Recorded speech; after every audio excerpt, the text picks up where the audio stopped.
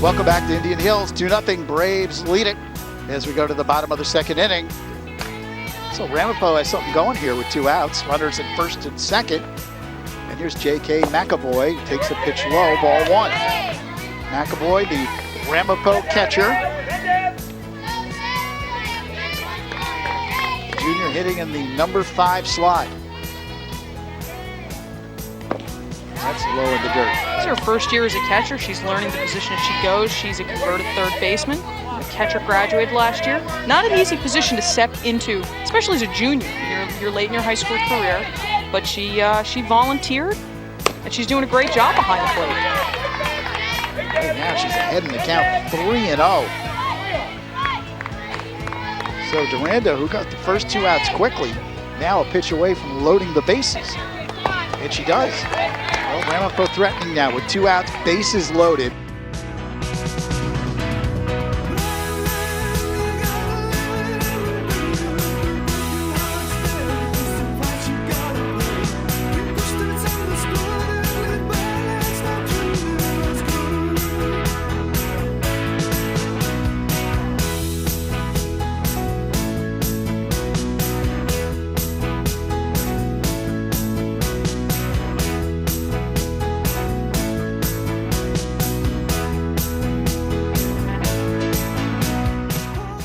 JK came to me as a freshman. She played varsity softball for Ramapo starting her freshman year.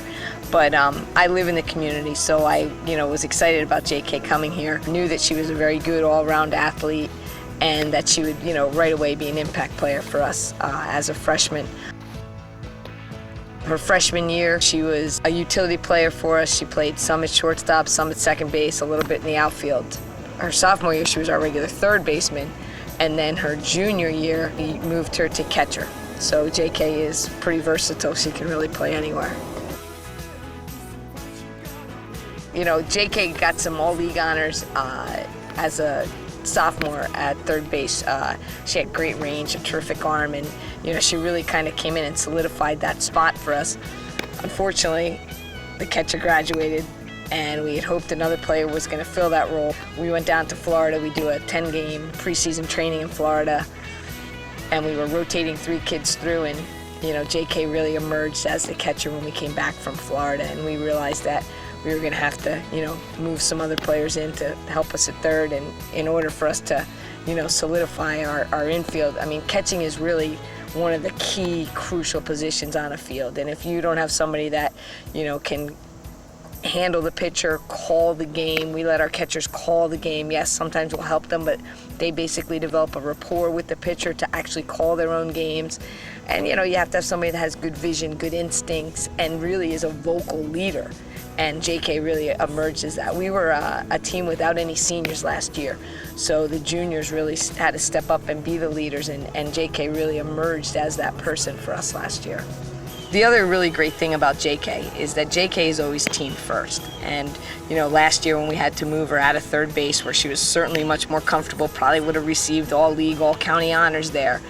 Well, Coach, what do you need me to do? If you need me to go behind the plate and be the catcher, certainly I'll do that. And that's really, in this day and age where a lot of times players are very selfish and they're worried about their individual stats and their individual accomplishments, I just think it's so nice when it's refreshing to have a player that it's about the team. And JK is most concerned about the team's success first, and anything she can do to be a part of that is great. And she's a great teammate also. She's one of the first kids, if a player has a bad at bat or makes an error in the field, JK's the first player that's going to go over and try to pat that kid on the back and pick them up. And I think that sometimes as a coach it gets discouraging when you are constantly involved with some selfish players, that you want a player like JK where, it's about the team. It's about the name on the front of the shirt and not the name on the back of the shirt. And I think that really exemplifies JK as well. Up to second base. That pitch is low in the dirt. Nice block by McAvoy that time. She blocked it very nicely. That was a drop ball. Looks like they're really being careful with DeYoung. 2 balls and a strike.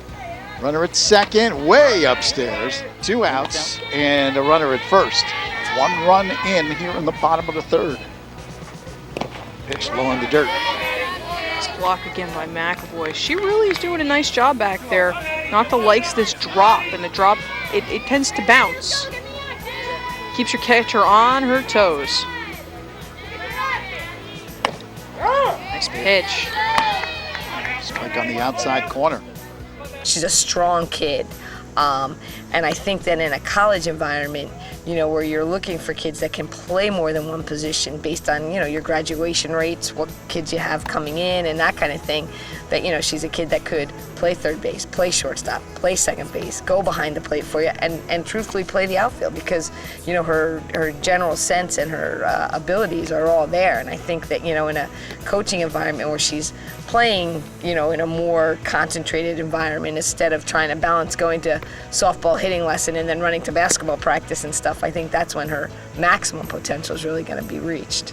And that was one of the reasons that we had to move JK behind the plate, was because one of the kids that was trying to play back there just didn't have the arm to be able to throw the kids out at second, and also to be able to get out from behind the plate, pick the ball up, and get the kids out at first. There's a lot of bunting nowadays that goes on in the game of softball, and JK has that ability where she's pretty agile and mobile to get out from behind the plate and make that play.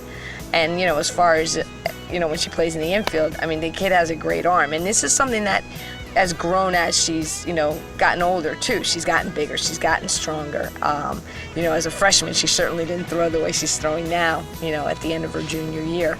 And I think that, that's something that is, a great asset for her to have. And she's accurate. It's not just that she can throw it. She's really very accurate usually with it. So that's another positive. And, she moves well. She's very comfortable in her movements. And, she's strong. She's, I think, again, it's one of those things with girls, they grow into their bodies and then, they get better as they get older because now they're comfortable into their bodies. But I think she is built, very well for really any sport. She's a kid that could play many sports. She's an athlete, She's not, sometimes you have kids that maybe are not so athletic and they've gone to all these pitching and batting coaches and they've become a softball player. JK's an athlete first that is a softball player. Swings and fouls it back, and it comes back out of play. Getting chased, JK McAvoy went all the way back to the fence, but that one went just on the top, the lip of the backstop. It's a weird backstop, actually. From McAvoy's point of view, she looked like she was going to be able to catch that. It's a very small incline, different than what you usually see in a softball field. It was an outstanding play. Very heads up, showing hustle right there. 1 ball, 2 strikes, the count now. JK just has that, quietness about her. She's very poised. She, in a, difficult situation, maybe runners on, possible tying run, winning runs. JK had the ability to just kind of settle things down, go out, talk to the pitcher. As a coach, you only get 2 timeouts, so you really have to utilize your catcher sometimes to go out there and kind of talk to the infield, talk to the pitcher. She's very aware of situations. She's good at verbalizing, to the kids about, hey, look, we're checking home, go to 1 first, or, look, we got to get this player, the runner, coming to home. So she has that good, field sense, the good presence out there. That's the nice thing about JK is her coachability, and it doesn't matter whether she's taking tips from another teammate or from a coach or a clinic. She's very, very receptive to any type of coaching. And sometimes, you have a lot of kids that have their own ideas about things and they don't want to be coached, and that's a real positive for JK.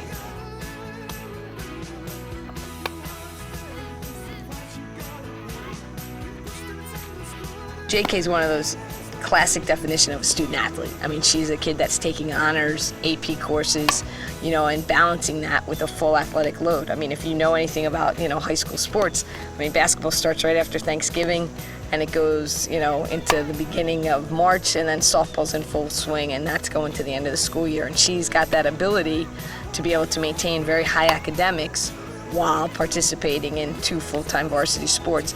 Plus, she also has a number of extracurricular activities. She's been involved in our Heroes and Cool Kids, which is a peer mentoring program for the kids in the elementary schools.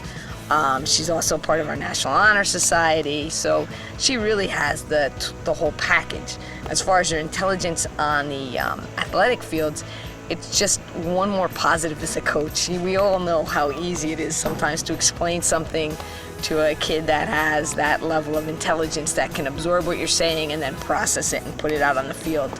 I think that, JK brings that awareness. I know in basketball sometimes I'd be standing there on the sidelines as the head coach was explaining a new play going, okay, wait a minute, where's everybody going? But JK picks that stuff up right away. She remembers the plays. She's ready to go, She's one of the, in a situation on the field, if I'm calling a certain play that we're going to do a certain bunt coverage or how we're going to handle something, she's on it. She's right there with it. And, that's a tremendous asset to have. Plus, it's, as you as a college coach looking at this player, she's going to be on top of her academics. Sometimes you really worry about your student athletes when they come to college. Can they balance this serious academic load and maintain their athletics? And, Ramapo's a pretty solid academic school, so she's had the good foundation.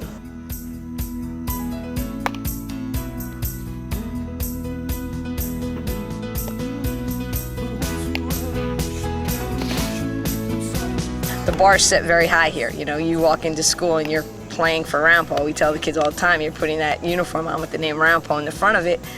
That's a lot of responsibility because, you're one of those teams that everybody wants to beat, and it's not just softball. I mean, it's most of our sports. We have a pretty high, athletic standard and, lots of championships won and county championships. And so from the time the kids are little, when they're coming to a school like Ramapo, they kind of know these are the expectations. And sometimes it's a lot of pressure. You know that, just average is not really good enough. You're constantly being expected to win a league championship, contend for a county and a state championship. Those are the expectations that they come in with when they play.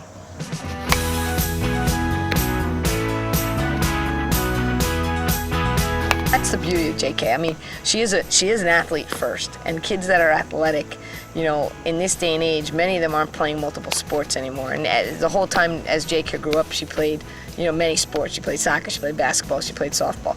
So as far as her potential goes, when she goes to college and softball becomes just the only sport she's practicing and playing, I think that that's when she's really going to begin to, reach her potential. She, has good arm strength, she has good speed. Not sure about college, but in high school you can use a courtesy runner for your catchers. But many times I couldn't do that with JK because I didn't want to take her off the base paths because she was one of our better runners, and I wanted her on the bases instead of putting in a pinch runner at that point. So that speaks volumes to her base running as well.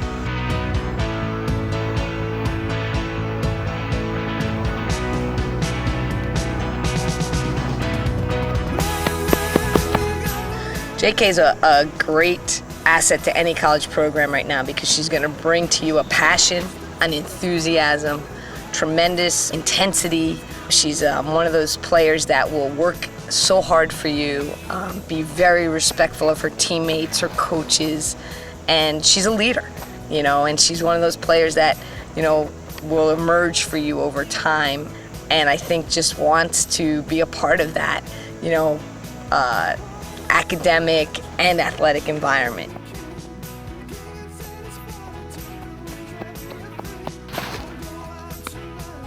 As a batter, JK is very versatile.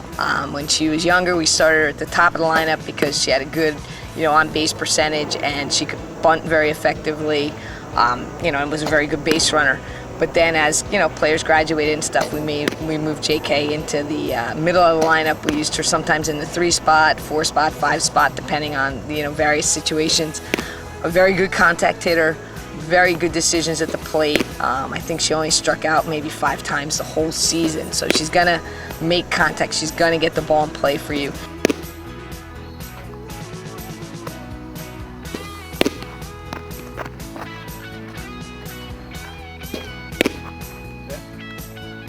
But hitting, she was tied for the lead for our team with RBIs, and so even though she's not a power hitter, she's one of those hitters that you want up with runners on base because she's going to come through. She's kind of like that clutch hitter that's going to, in the moment, be able to put the ball in play for you, and that's a tremendous asset.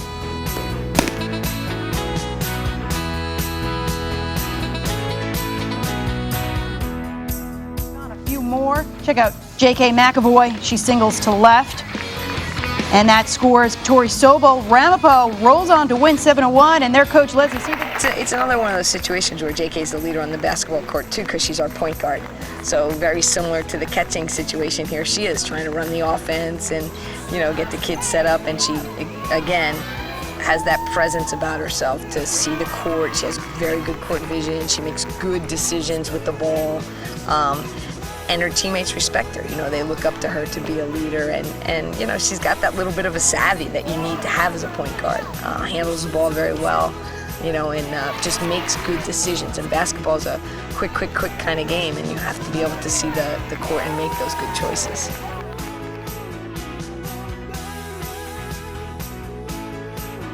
You know, she's just one of those great kids that is one of the reasons that you coach, because you have a player that's got it all. You know, they've got a great personality, they have the academics, and she's very gifted athletically. So it's a pretty fun person to be involved with coaching.